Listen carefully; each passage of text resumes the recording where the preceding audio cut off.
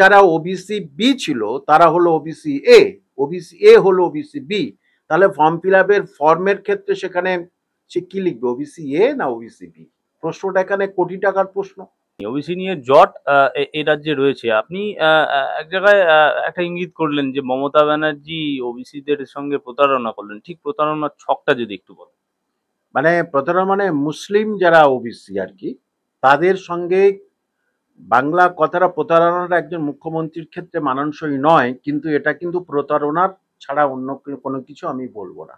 দেখুন, সবচেয়ে সহজ পদ্ধতি, এর আগে যারা ওবিসি বি ছিল, মুসলিম ওবিসি বি ছিল, সেই টাইটেল এখন নতুন যেটা বার হলো ৩/৬/২০২৫-এ, সেই ওবিসি বি সেই টাইটেল এখানে বার হলো তারা ওবিসি এ। এখন যারা ওবিসি সম্বন্ধে সম্যক জ্ঞান নেই তাদের উদ্দেশ্যে বলছি, তাদের সম্মান রেখেই বলছি যে তার কাছে কিন্তু ওবিসি বি সার্টিফিকেট আছে। তাহলে সে যখন ওবিসি এ চলে আসলো, তাহলে তার তো ওবিসি বি সার্টিফিকেটটা চলবে না। তাহলে ওবিসি এ সার্টিফিকেটটা তার কখন পাবে, কিভাবে পাবে? সে কি ওবিসি বিটা দেখিয়ে ওবিসি এ করবে? তাহলে এটা কেমন ধরনের একটা ছেলে খেলা নয়? পুরোপুরিভাবে একটা ছেলে খেলা ছাড়া আর অন্য কোনো কিছু নয়।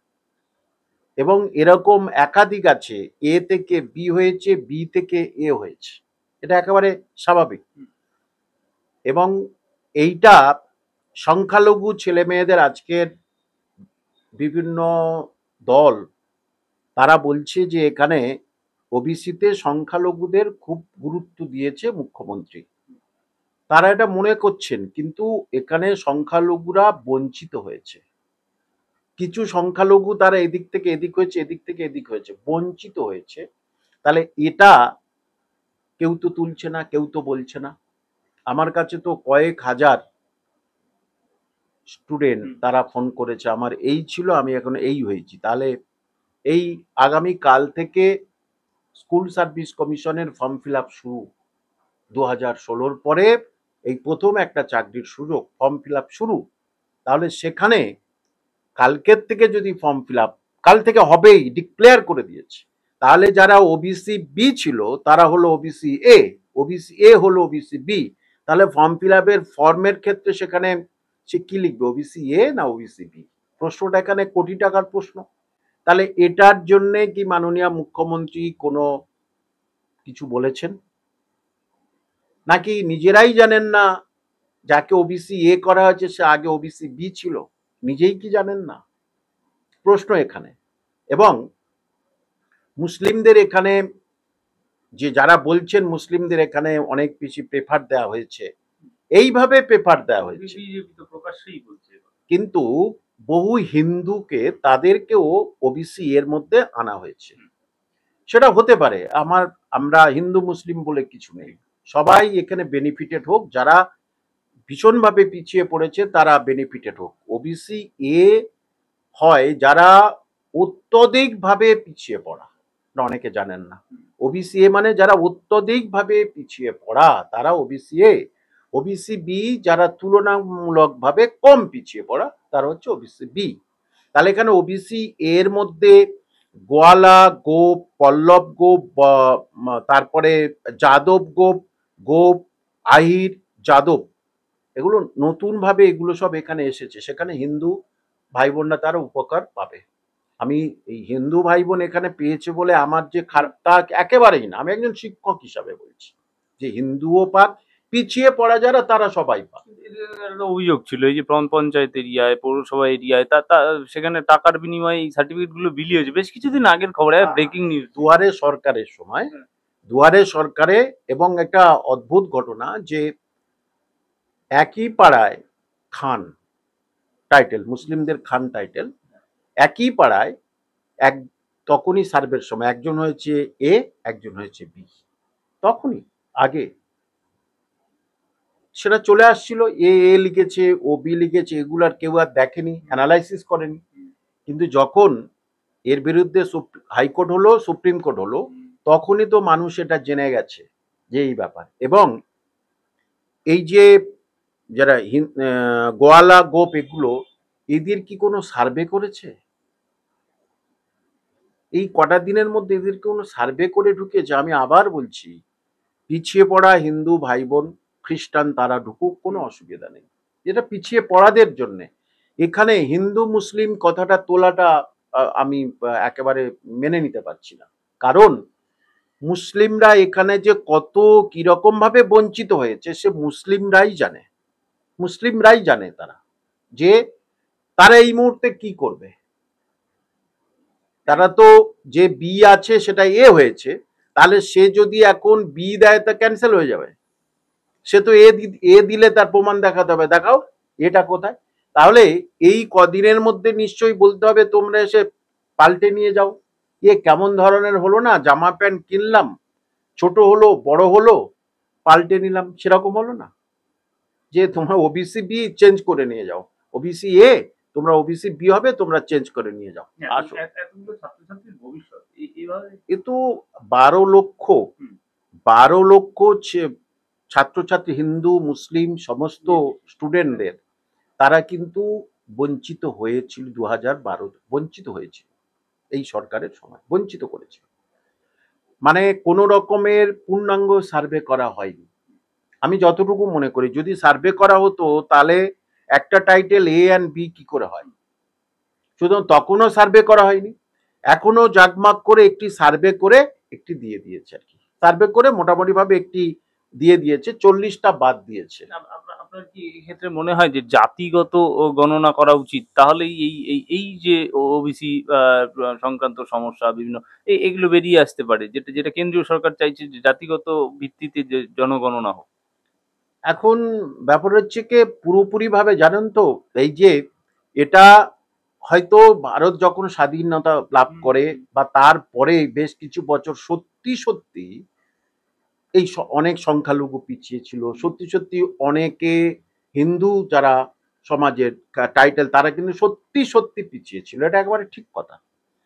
কিন্তু এখন আপনাকে একটি সত্য কথা বলি, সিউড়ি থেকে একটা ছেলে আমার কাছে পড়তে আসে, চাকরির পরীক্ষার জন্য পড়তে আসে, আগে আসতো ফের আসতো।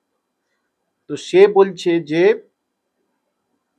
এ জেনারেল মুসলিম, বলছে আমার দোকানে একজন কাজকাম করতো আর কি, কাজকাম করতো, সে কিন্তু ওই মানে এর মধ্যে পড়ে আর কি, যে এসসির মধ্যে পড়ে, কাজকাম করতো। তারপরেই দেখা যাচ্ছে যে আমাদের এলাকায় আমরা কেউ পেলাম না, ও শিডিউল কাস্ট বলে পেল। আমি শিডিউল কাস্টের অমর্যাদা করছি না, ছোট করছি না। এবং তারপরে দেখা যাচ্ছে যে 2-3 তলা বাড়ি করে নিয়েছে, অনেক আগে 2-3 তলা বাড়ি করে নিয়েছে। এদিকে চারিদিকে যারা আছে তারা জেনারেল, তারা কিন্তু চাকরি পায় এবং তাদের অবস্থা এত সচ্ছল হয়ে গেছে, কিন্তু তারা কিন্তু সেই ক্যাটাগরিতে আছে। অর্থাৎ আর্থিকভাবে পিছিয়ে পড়ার জন্য, যেটা মন্ডল কমিশন বলে গেছিল, আর্থিকভাবে পিছিয়ে পড়াদের সামনের দিকে আগিয়ে আনার জন্য সুযোগ সুবিধা বেশি করে দিলে তারা সমাজের বুকে টিকে থাকবে, লড়াইটা চালাতে পারবে নানা রকমের সুযোগ সুবিধা পেলে চাকরি বাকরি সবকিছুর ক্ষেত্রে। কিন্তু আর্থিকভাবে পিছিয়ে পড়া এখন কিন্তু হচ্ছে না। আমি আপনাকে বলছি যারা শিডিউল কাস্ট তাদেরকে আবার তাদের সম্মান রেখেই বলছি, তাদের আমি ছোট করছি না। এমন শিডিউল কাস্ট যারা চাকরি পেয়েছে সেই এলাকাটায় পুরো ধনী পরিবার হয়ে গেছে, অথচ তারা শিডিউল কাস্ট হয়ে আছে। অথচ অনেক জেনারেল আছে যারা ব্রাহ্মণ, তারা কিন্তু দেখা যাচ্ছে সে তাদের বাড়িতে আশেপাশে দোকান ফোকান করেছে, কাজকাম করে খাচ্ছে। তাহলে এই মানে পুরো রিজার্ভেশন পলিসিটা একদম তুলে দেওয়া উচিত। আমি অন্তত ব্যক্তিগতভাবে মনে করি যে মেরিট আর পরিশ্রম, মেরিট আর পরিশ্রমের উপর ভিত্তি করে চাকরি পান, সেটাই হচ্ছে কারণ। এখন শিক্ষা সবার মধ্যে চলে গেছে, এখন খাওয়া দাওয়া মোটামুটি আজ থেকে 20 বছর 25 বছর আগে যা ছিল, ভারতবর্ষে যে গরিব ছিল এখন পশ্চিমবঙ্গে, এখন কিন্তু সেটা নেই, মোটামুটি সবাই ইনকাম করে। সুতরাং এই আর্থিকভাবে পিছিয়ে পড়ার নামে যারা সত্যি সত্যি আর্থিকভাবে সচ্ছল তাদেরকে এই রিজার্ভেশন কোটার মধ্যে রাখা হচ্ছে। আমি শুধু ওবিসি বলছি না, এসসি এসটি সব দিক থেকে আমি এটা বলছি। এবং এই পুলিশে এই খবরটা তো আমি বেশি রাখি, পুলিশে নিয়োগ হয়েছে 2017 সাল থেকে, কেসও হয়ে আছে। মজুমদার হয়েছে এসসি, হলো, দাস হয়েছে এসটি, হালদার হয়েছে এসটি,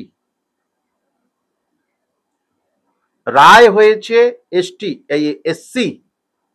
এরকম প্রচুর রিপোর্ট পাওয়া গেছে, সেটা কোর্টে উঠেছে। তাহলে এটা করেছে, গেছে, টাকা দিয়েছে, করে দিয়েছে।